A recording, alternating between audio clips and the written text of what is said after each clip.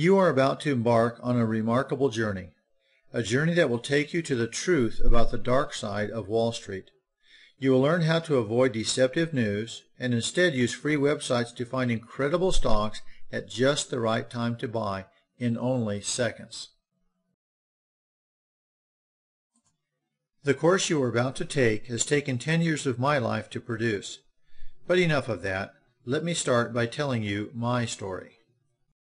Right after graduating from college, I began teaching elementary school in the Los Angeles Unified School District. I taught 6th grade for 2 years before being laid off when Proposition 13 passed. All teachers with less than 22 years of teaching experience were let go, and I decided not to go back. After being laid off as a teacher, I began a very successful career as a facilities engineer.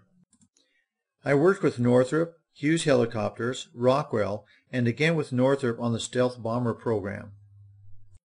After being laid off twice in 2 years, I finally returned to teaching. In 1996, my father, who was a brilliant engineer at Rockwell International, introduced me to the stock market.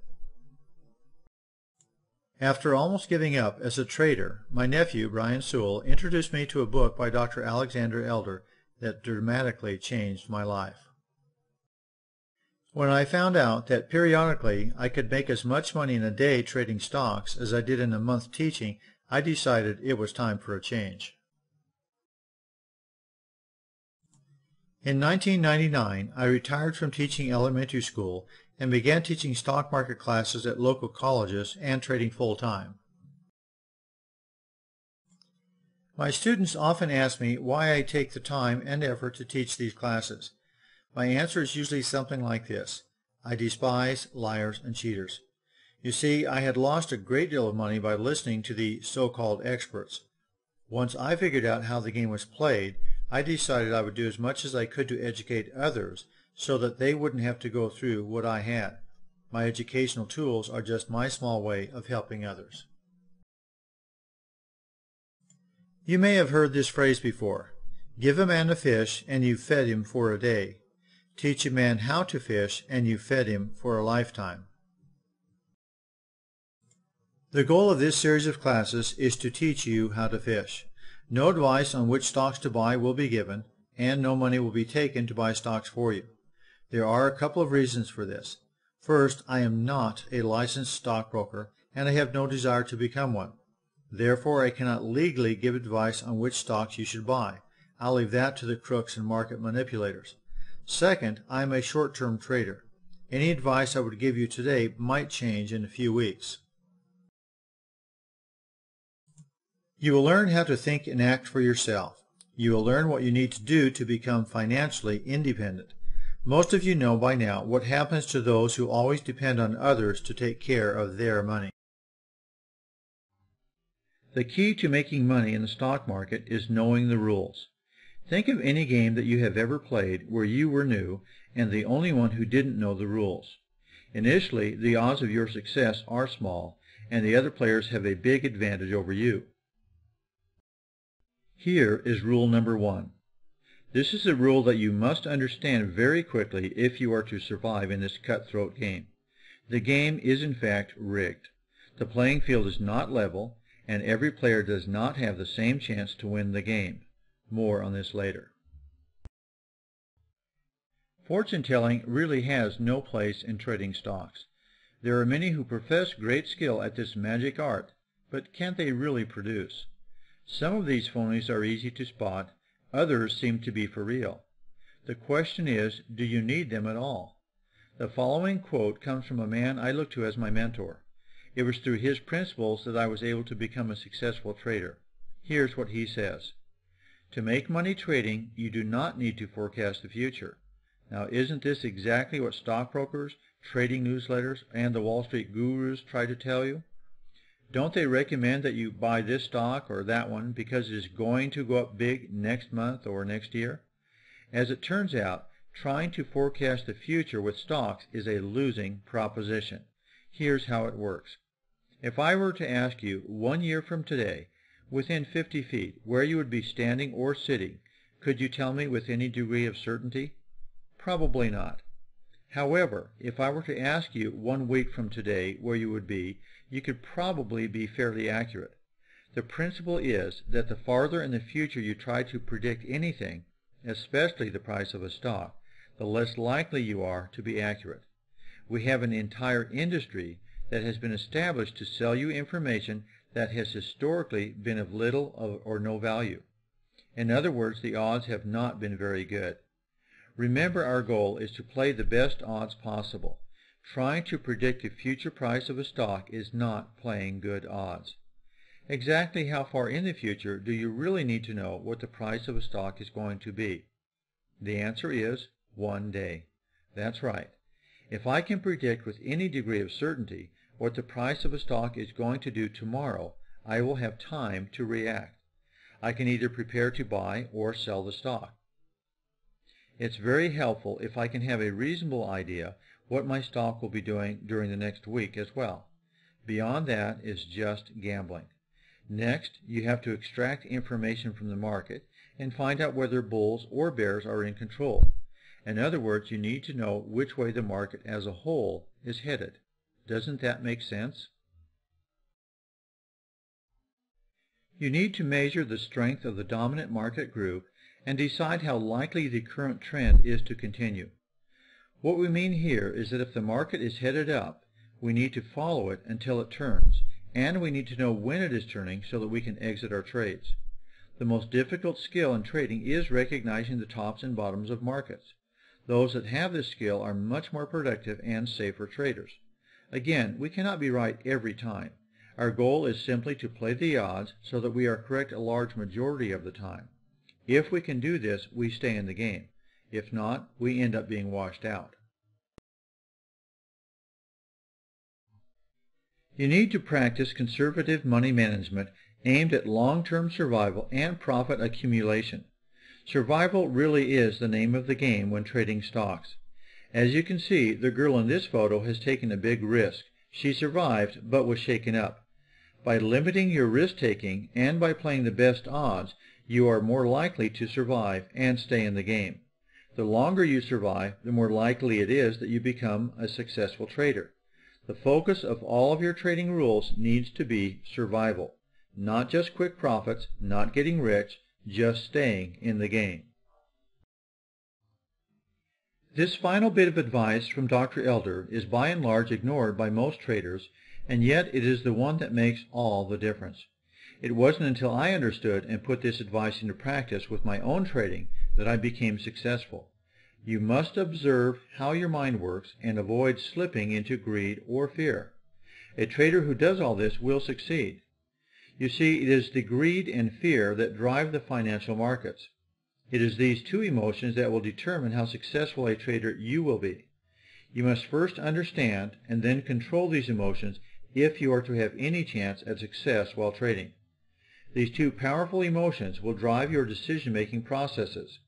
You must establish trading rules that will take these emotions out of your trading decisions if you are to be successful. Dr. Elder's insight in this area is unparalleled. You see, he is a practicing psychiatrist. His introduction to the stock market was treating patients on losing streaks in the markets. His insights into the psychology of trading are enormously important. Those who fail to understand this part of trading are doomed to failure. Now let's begin by reviewing some of the current literature on the stock market and its usefulness in making money. If you're like me, over time you probably receive a lot of this type of mail. After a while, I began to see some familiar patterns. This is one of those end-of-the-year gloom and doom bulletins. The sad thing about these types of warnings is that by the time you see it, it is usually way too late to do you any good. Often they are even written after the fact. The cows have already escaped from the barn and everybody knows it. Wouldn't it be nice if they could have let us know a little bit sooner? This truly was a big surprise back in 1998. The surprise was that I never saw the big surprise.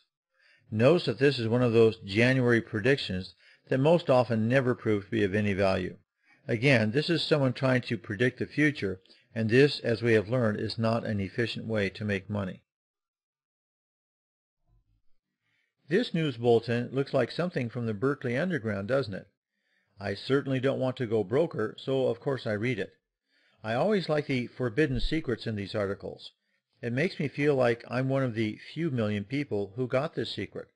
Although, once a few million people get a secret, is it still a secret? I liked this letter because of the article on our most dangerous ex-president, Bill Clinton. This letter proved to be prophetic, as the eventual collapse of the stock market did finally come. Of course, anyone could have predicted that eventually that would have happened after the insane meteoric rise of the market. All good things must come to an end, right? This is again another of those after-the-fact messages that come when it's too late to really do us much good. Anyone can look at a bunch of stocks that have taken a terrible beating and tell us that they've taken a terrible beating. This is just another one of those useless scams to get us to give someone some money to tell us something we could and should find out for ourselves. These magazines are usually more profitable for the publisher than they are for us as traders. Now look carefully at these two pamphlets. Do you notice any similarities? The printing, the style, the simplicity. That is what struck me when I first saw them, so I took a look at the back to see if they were written by the same person. What I found made me laugh. As it turns out, the address to send money to was a couple of blocks apart in the same town in Oregon. I could imagine how this happened in the small town. Two guys in this town were having breakfast in a local cafe. One guy asked the other guy what he's been up to since the last time they saw each other. The second guy tells him that he has been printing up these pamphlets telling people how to make money in the stock market, and people just keep sending him money. So the second guy says he would like to try that, and so he does. What do you think? Now this pamphlet did catch my attention because it appears to coincide with my philosophy of making money in the market. You see, 80% of traders are losers. So if you want to be a loser, just do what they do. If, on the other hand, you want to make money, it is probably best to try and do just the opposite of what most of the people are doing. So, at least on the surface, this seems to be good advice. Do things a little different than everyone else, and you will probably have a better chance of making money. Now this pamphlet actually hit the nail pretty much on the head. 3 months after it was sent out, the stock market took its biggest one-day and eventually 3-year drop in history. So finally we have some predictions that proved to be true beyond our wildest imaginations. Next, let's take a look at the equipment we are going to need to be able to trade stocks and options over the Internet. If you already have this equipment, check to make sure it is adequate. If you don't have this equipment, this will give you a checklist to buy it. Computers come in all shapes and sizes. In order to be able to use the Internet, you should have one that runs at least 500 megahertz or faster. MHz stands for megahertz. It is a way of measuring how fast a computer processes information or data. At this time, it would be hard to find a computer that runs that slowly. Most are now between 1 and 2 gigahertz, but the slower ones will still do the job if you have an older one. The Internet is the system that allows you to have access to other computers using the telephone lines, cable, or satellite feeds. In order to access it, you must have a modem, which is a piece of hardware that translates signals from one format to another. As you can see, the Internet can be used for many varied purposes, including trading stocks and options.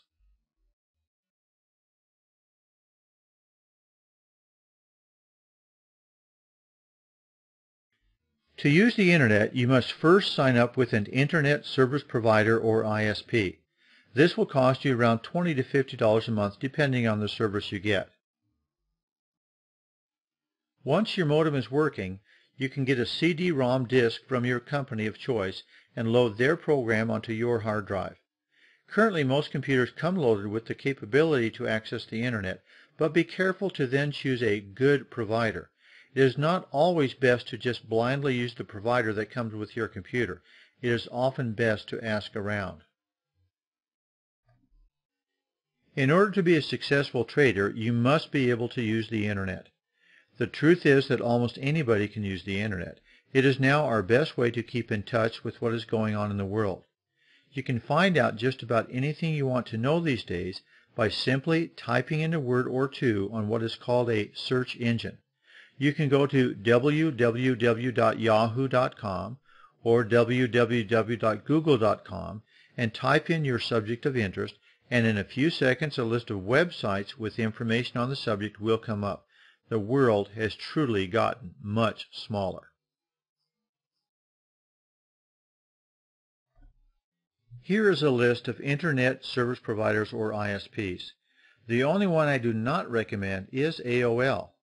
It has been my experience that they try too hard to control everything that you do, and as a result you end up being limited and things often go slowly.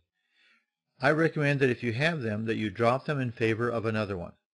One of the quickest ways to get around the Internet is by using a DSL line instead of a standard phone line with a standard modem. The easiest way to do this is to just call whichever telephone company you are with and ask them what you need to do to get a DSL line for your computer to your house. They will be glad to help you, and often you will get a discount on some of your other phone services. An important part of using the Internet is your email. This is a fast, easy, and free method to keep in touch with friends and family. When you set up an Internet service provider, they will give you an email account. My suggestion is that you do not use their email account. The reason is that it is very likely that at some point in time you may decide to change your Internet service provider. You might move, or maybe you will be offered a better deal with someone else. When that happens, you will have to change your email and send an email to all those you have been corresponding with. My suggestion is that you go to one of these universal free email providers. These are established companies and they will likely be around forever. Once you sign on with one of these, you can go anywhere in the world that has Internet service and log on to your account and check your email or send messages. These services can be used no matter who your ISP is.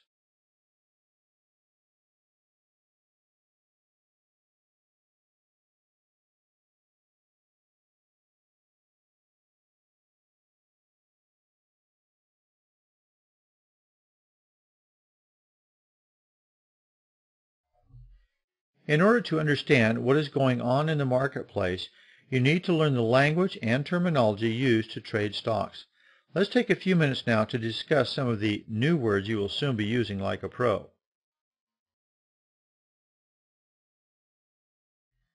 CEO, Chief Embezzlement Officer. CFO, Corporate Fraud Officer. Bull market, a random market movement causing an investor to mistake himself for a financial genius. Value investing, the art of buying low and selling even lower. P/E ratio, the percentage of investors wetting their pants as the market keeps crashing. Broker, what my broker has made me. Standard & Poor, your life in a nutshell. Stock analyst, idiot who just downgraded your stock. Stock split, when your ex-wife and her lawyer split your assets equally between themselves. Financial planner, a guy whose phone has been disconnected. Market correction, the day after you buy stocks. Cash flow, the movement your money makes as it disappears down the toilet. Here are a few more to round out your vocabulary. Yahoo, what you yell after selling it to some poor sucker for $240 per share. Windows 2000, what you jump out of when you're the sucker who bought Yahoo at $240 per share. Institutional investor, past year investor who's now locked up in a nut house. And finally, profit, an archaic word no longer in use. If you've traded before, you will have a great appreciation for these slightly modified definitions. Now let's turn the page and look at some more words you are likely to be using. Bear, a Wall Street name for a person who believes the market will go down. A bear tends to invest in bonds or to buy stocks short or sell them short, expecting to profit when the price of these equities decline in price. Bulls, This refers to those who believe that the market is going up and buy accordingly. As you get more buyers bidding against each other, the price generally goes upwards. Commissions. The money given to or charged by a stockbroker or brokerage company for making trades on the stock exchange floor. A fee is usually charged when you buy a stock and again when you sell it. Inside information. Isn't this what everyone wants? However, keep in mind that it is illegal. Information about a company that is not available to the general public. Those within the company would have this information, which could affect the price of a stock and give them an unfair advantage over others trading that stock. Intraday. This is actually what day trading is, when a trader buys and sells a stock during a given day. MACD histogram. This is a technical indicator that shows the balance of power between bears and bulls. It shows not only whether bulls or bears are in control of a stock, but also whether they are growing stronger or weaker. This gives strong signals as to when a trend is going to change.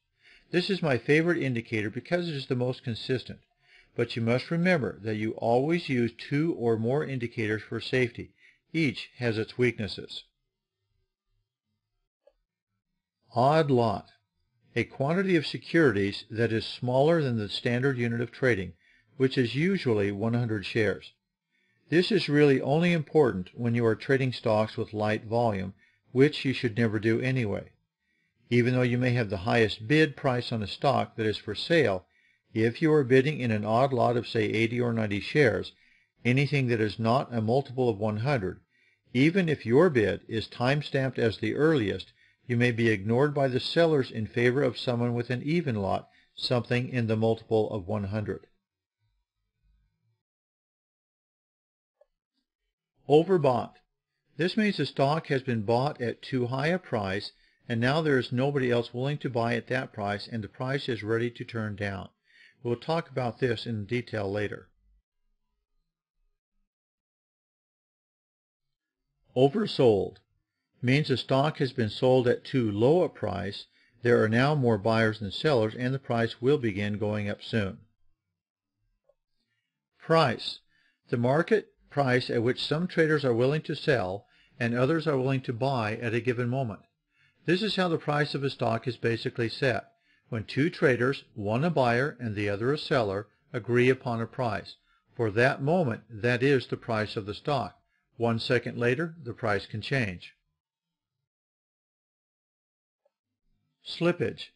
This is the difference between the price a trader tells his broker to buy or sell a stock for and the actual price the broker was able to sell the stock. This generally occurs if you place a market order which tells your broker that whenever he gets around to placing your trade, that you are willing to pay whatever the lowest asking price is at that time. Stock exchange. This is any number of places around the world where stocks and other commodities are bought and sold. We have many here in the USA, like the New York and American stock exchanges, the NASDAQ and the Pacific, etc. Stop loss order. This is an automated buy or sell order placed above or below the current price of a stock in order to prevent the loss of equity in that stock if there is a sudden shift in market direction. This type of order will be covered in detail in the next session. Trends. The direction the price of a stock is heading. In a trend, the stock price goes either above or below its previous high or low over the past period of time. We usually say the stock is trending up or down, meaning the general direction of the price of the stock is headed in one direction. Volatility. The range on a daily basis of the price of a stock. The greater the range of prices in a given day, the greater the volatility. The greater the percentage difference between the high and low price on a stock on a given day, the greater its volatility. All or none, AON. This is a type of order where the client wants the entire order executed or none of it. This term is usually more important with the cheaper, poor quality brokerages. The reason is that it is not required with the better brokerage houses. When you go to place an order to buy or sell a stock, you must indicate what type of order you want and how many shares you want and at what price. If you want to buy 1,000 shares of a certain stock, but the number of shares the lowest seller has for sale is 100, then your entire order cannot be filled with just the order of one seller. It may take several of the lowest asks to fill your order for 1,000 shares. The cheaper quality brokerages will charge you a separate commission for each of the transactions it takes to completely fill your order. To avoid getting nickeled and dimed to death like this, you would place an order that is all or none, meaning that you want to pay only one commission and are willing to wait until someone has at least 1,000 shares of the stock to sell at the price you are bidding. The better quality brokers will, however, charge you only one commission no matter how many trades it takes to fill your order. This is one reason you should carefully read the fine print before you open a brokerage account. Good till canceled, or GTC. This is an order that does not expire at the end of the day it is entered. Instead, it remains in force until it is either executed or canceled. Ameritrade cancels all GTC orders at the end of the next month after the order has been placed. Most GTC orders are good for at least 30 days. Common stock, a security issued in shares that represents ownership of a corporation. Common shareholders may vote for the management and receive dividends after all other obligations of the corporation are satisfied. Most of the stocks you will be buying are going to be common stock shares. Dividends, a portion of a corporation's assets paid to stockholders on a per-share basis. Preferred stock is supposed to pay a regular and prescribed dividend amount. Common stock pays varying amounts when declared, and often they are not declared. Growth stock. To me, this is such an odd term. It's not like you go to your broker and ask him to find you a stock that doesn't grow. We want our stock to grow, don't we? This is a stock of a company in a new industry or of a company participating in an emerging industry. What we are saying here is that this type of stock is more risky than others. But the brokers don't want to use that term because it would scare people off. So they do what they do best, and that is mislead us. Market order, an order to be executed at the current market price. Buy market orders accept the current offer, and sell market orders accept the current bid. A market order used on a trading website will be filled within seconds generally. However, if you are calling a broker and placing this type of order, it could be hours before the order is placed when he is able to get around to it, and the price could be dramatically higher or lower than when you placed the order. This type of order should only be used when trading online and you want to get an order filled right away. A limit order is an order that sets the highest price the customer is willing to be paid or the lowest price acceptable. Buy orders may be executed at or below the limit price, but never higher. Sell orders may be executed at or above the limit price, but never lower. This order gives you complete control over what you will buy or sell your stock for. If buying, you cannot be charged 1 penny higher than the price you have chosen. Experienced traders often use these types of orders. You may have heard the term NASDAQ before and wondered what it was. Now you know. It stands for the National Association of Security Dealers Automated Quotation Service, which is a communication network used to store and access quotations for qualified over-the-counter securities. The birth of this system dramatically changed the marketplace forever. Because it is automated, there is less room for manipulation by those who have long dominated the stock market. I like to call them liars and cheaters. Now at least we begin to have a chance at an even playing field. Price to earnings ratio. This is known as the PE ratio. the current share price divided by the last published earnings per share, where earnings per share is net profit divided by the number of ordinary shares. As this ratio goes up, so do the odds that the stock is overpriced and ready for a fall. Range, the difference between the high and low prices for the day for a security. The greater the range, the more volatile the stock, which is where we make our money as short-term traders. Short sale, the sale of securities that are not owned or that are not intended for delivery. The short seller borrows the stock to make delivery with the intent to buy it back at a later date at a lower price. Later we will have an entire session on this type of trading because it allows you to make money as the price of a stock drops.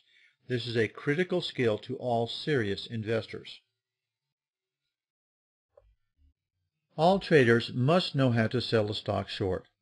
Not knowing how to sell stock short is like driving without brakes or learning to take off but not knowing how to land an airplane.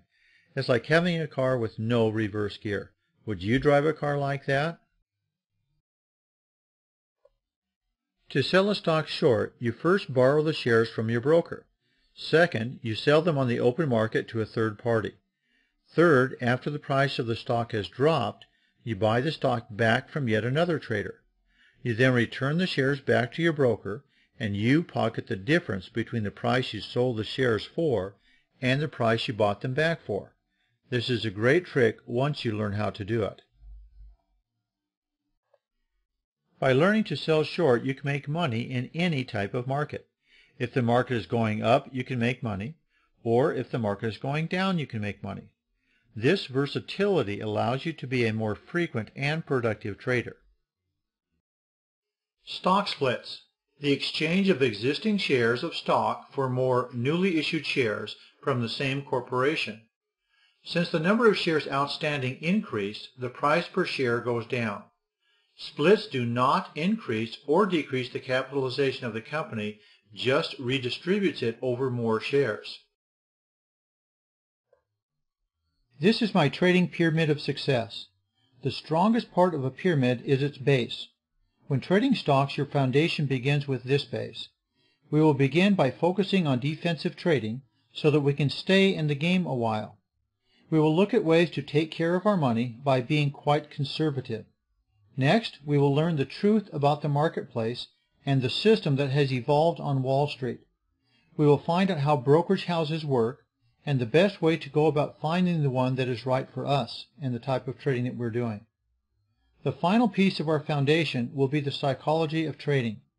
Here we will find out the incredible importance of our emotions as we trade. Once we have our foundation, we will move up to find out the quickest and surest ways to find stocks that will safely make us some money. After this, we will look at how to use technical indicators to help us determine when to buy and when to sell our stocks and options. We will learn to use the tools that will increase our odds of making money. After we have a solid and secure foundation of knowledge, we will move up to the best way to set up systems that will consistently protect us and help us to make money. Take a moment and ask yourself, what type of trader am I? This is an important question because it will give you some help in setting up rules that will keep you in the game. If you are a cold, calculating trading machine, that is great. However, most traders are more emotional and many are impatient traders. If you are one of these, you need to recognize it right away, because if you don't, you won't last very long. Impatient traders are rule breakers. They just can't seem to wait for their system to reach the right spot to trade. If you are such a trader, you should try to work with someone else who is more patient. If you are a fearful trader, you should know that as well. Fearful traders often get into trades too late and exit too early, thus cutting out much of their profit. We will discuss this later. Here are some interesting facts for you to think about. 70 to 80% of the people who invest in stocks quit after 1 year, broke and disillusioned. Does this surprise you? Have you ever had a friend or associate tell you that they had started trading stocks and they were just making a killing? Then, all of a sudden, they stopped talking about the stock market altogether. Can you guess why? In order for one investor to win, another has to lose. The pros are usually the winners, and the amateurs are usually the losers. When I began trading, I knew absolutely nothing about how the stock market worked. I thought everyone was a friend. I naively thought that we all put our money into large companies, and then years later we all took our money out with good profits. I was certainly very foolish. What actually happens is that we are all competitors. We are betting against each other. If I buy a stock and then sell it to you, I am betting that the stock is now headed down, and you are betting that the stock will be headed up. Only one of us will likely be right. Trading stocks is adversarial in nature. There are sharks swimming around you just waiting for you to make a mistake. You must constantly be on your guard if you don't want to be eaten. Stockbrokers often don't know any better than you do how to choose stocks. They often have a vested interest in steering you to stocks they recommend. This was a big surprise to me. I, like most novice traders, thought that stockbrokers were experts at picking stocks that would make money for me. That turns out not to be true in a large majority of cases, as we shall see later. Overconfidence in your skills can wipe you out. I'll let you guess how I found this out. You see, even the best traders with the best systems can end up losing money if they break the rules.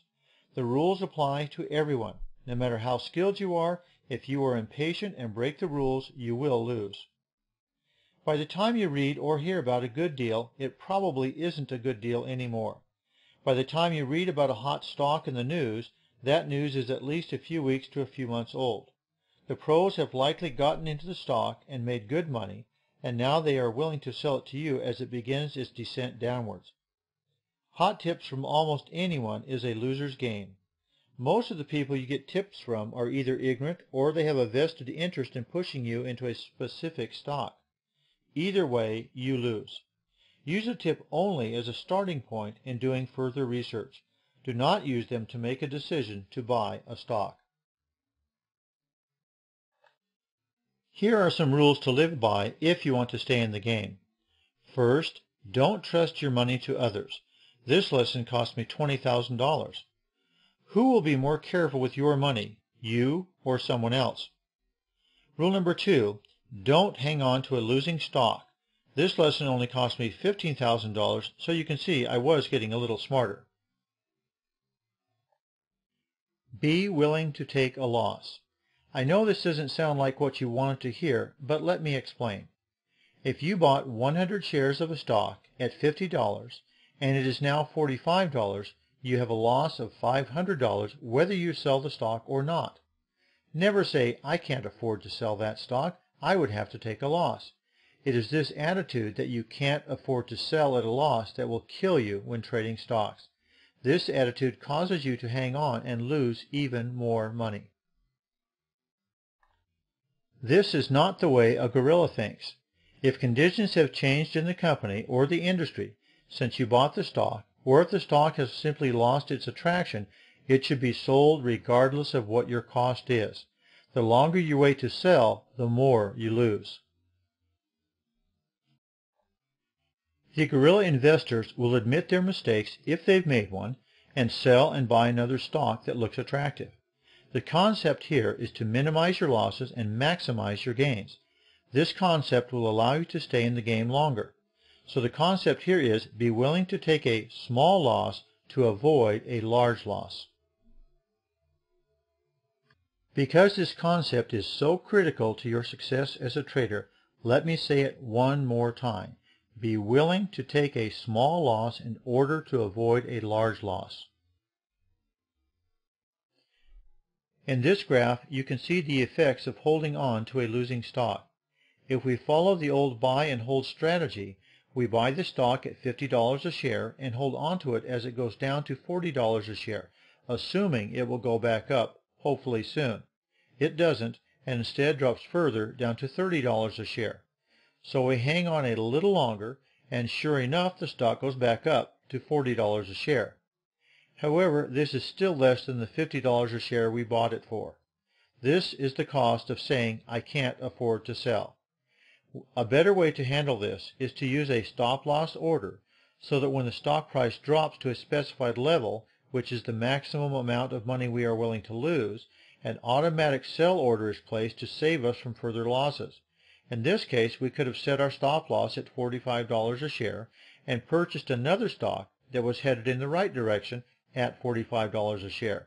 This stock ended up at $65 a share, which is a lot better than the $40 a share the other strategy netted us.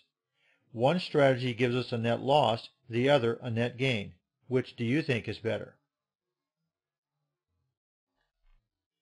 This is the most difficult concept for most investors to grasp and follow. Those who fail to heed this advice are absolutely doomed to failure and huge financial losses. I say this because I've seen it over and over again with amateur traders. And remember, another word for amateur is loser. Here are a couple more rules I found helpful. Rule number 3, don't trust stockbrokers, most of them anyway. Stockbrokers are not good sources to help you make money, at least not from the major brokerage houses. While it is true that there are some good brokers out there, by the time you find one that knows what he is doing and is honest, your money is usually gone. Rule number 4, don't trade options as a beginner. That one only cost me $20,000. We will go into the details of this lesson in a later chapter. Here are my last rules. Number 5, don't be greedy. 6, don't be afraid. And 7, don't be overconfident. And finally, rule number 8, don't forget or ignore the rules. Choosing a stockbroker is the first step in trading stocks. But there are so many, who do you choose? The real winners in this stacked stock market game are the brokerage houses. They make money from you whether or not you make any money. If their recommendations are poor and you lose money, they still make money in the form of commissions as you buy and sell your stocks. They can't lose. You can. With thousands of clients, do you really think they care if you get mad at them and close your account? Are all brokerages equal? This is a helpful question, isn't it? And finally, how should I choose a broker? Let's take a look at each of these questions now. Let's begin by looking at what brokers are and do. A broker is a person who has a license to buy and sell stocks with the stock exchange. A broker is paid a commission, which is the money given to or charged by a stockbroker or brokerage company for making trades on the stock exchange floor. A fee is usually charged when you buy a stock and again when you sell it. A market maker on a stock exchange, there is only one specialist per stock. A specialist is accountable for assuring continuity and liquidity in the market. A specialist is a buyer or seller of last resort. That means if nobody else is buying or selling, they must. They have the advantage of knowing all the orders in a stock and use that advantage to buy and sell for themselves as well as their clients. The NASDAQ national market relies on individual market makers rather than a single specialist to provide liquidity in over-the-counter securities. They are required to be both buyers and sellers of a security. This means that when the sellers, for example, are not willing to sell at a low enough price that bidders want, then the maker must then sell stocks at the highest bidder's price to keep the market moving. Traders at large institutional firms have a list of securities, 20 to 30, that they are responsible for. In heavily traded stocks, no one maker can dominate the market. Slippage. This is the difference between the price a trader tells his broker to buy or sell a stock for and the actual price the broker was able to sell the stock for.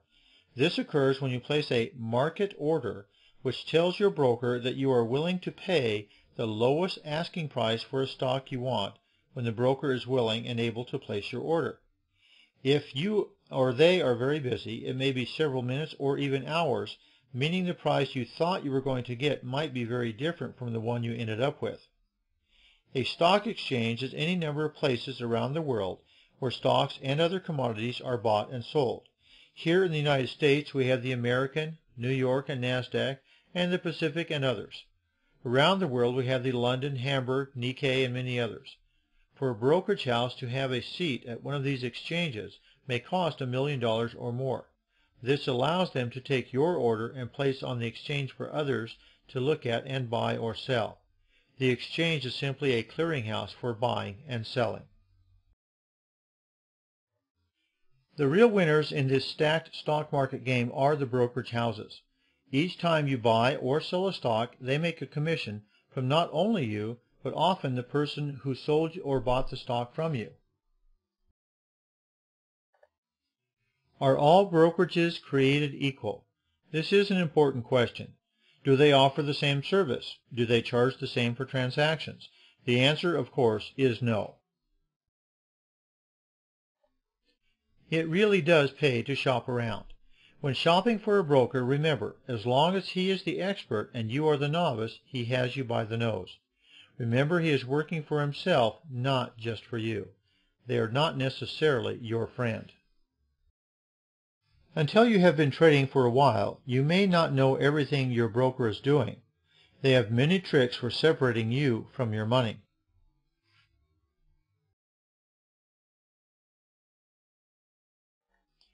If your friendly broker encourages you to buy a particular stock, ask them if they are the maker or specialist on that particular offering. Brokerages sell stocks for large corporations. They often have a vested interest in steering you to a stock they are the maker on so that they can get larger commissions. The quality of the stock may be very poor, as we shall see later. Here is an interesting article that will help you to understand what these large brokerages are capable of. This article was released in May of 2002. Merrill Lynch & Company on Tuesday agreed to pay $100 million to settle charges it issued overly bullish stock tips, striking a deal that could lay the groundwork to make Wall Street research more objective. I'll believe that when I see it. New York State Attorney General Eliot Spitzer had charged that the #1 U.S. brokerage misled investors by tailoring its research to please investment banking clients. Spitzer released emails showing Merrill analysts, including former Star Internet analyst Henry Blodgett, privately derided stocks they publicly touted.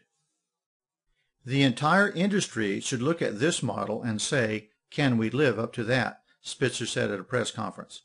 The settlement enables Merrill to avoid possible criminal charges or draconian penalties like spinning off its research department. Merrill also avoided making an explicit admission of wrongdoing that would have made it more vulnerable to costly investor lawsuits.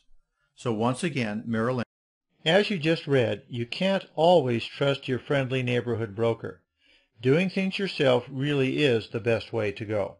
Corporations sell their stock through brokerage houses. In other words, the brokerage has a vested interest in selling you that stock. Who are they really working for? You need to use a broker to trade in the different stock exchanges. That's a fact. However, you don't want to be in a position where you have to count on them for advice. The following anonymous quote sent to my email amply supports this advice. The same guy who would never dream of walking into a bookmaker's shop and handing over $5 to the nearest loser to bet for him will gladly hand over his life savings to a stranger just because that stranger displays all the trappings of success. But there are ways to beat the market. Even with the insider trading and manipulation that is rife within all the world's markets, it can still be beaten. But it can only be beaten by you. No one else cares about your money. I've seen brokers drop $50,000 of client money into positions they knew were losers just to earn a few dollars commission. Now do you begin to see the picture? How do most people view the stock market and why? How do stockbrokers actually work? What is it they spend most of their time doing? Talking to clients and reviewing their portfolios? Studying stock charts? Watching the news to catch opportunities? Let's take a look. Most people work very hard at learning a job-related skill which they hope will support them until they retire. They assume that when they retire, that they will have a large nest egg that will support them in style until they die. What is wrong with this picture? Many people wait until they are in their 50s before they actually begin preparing for retirement. By then, it is usually too late. By the time they finally find out that there is not enough money to do more than get by, when they retire, it is often too late. People often assume incorrectly that those who have promised to help them grow their retirement account actually do so. This is very often not the case. Many people turn in one form or another to the stock market to help them with their retirement needs. They invest in mutual funds, which are in turn invested in various stocks. They invest in a 401k retirement plan, where their employer helps to contribute to their retirement, or they invest directly in stocks. Novice investors often make three major mistakes when investing in the stock market and preparing for retirement. First, they assume that no matter which way they invest for retirement, their investment will make them plenty of money. Second, they assume that they must have someone else manage their money for them because they are not qualified to do so and do not have the time to become qualified. And third, they assume that whoever it is that manages their money is competent and honest, and this is sadly very often not the case. A lot of these people are no more than telemarketers and salesmen and nothing more. The truth is that around 80% of retirees do not have enough money to get through their retirement years. Those who plan and start early have the best chance of having a comfortable retirement. By taking time to learn about investments, almost anybody can become an expert. This is not rocket science. There are books and classes. However, many of these are self-serving and some are very expensive. But time well spent here can make all the difference. Generally, the more middlemen you add to your investments, the less money you make. These middlemen must be paid too, for they have families as well. The fewer people you share your pie with, the more there will be for you.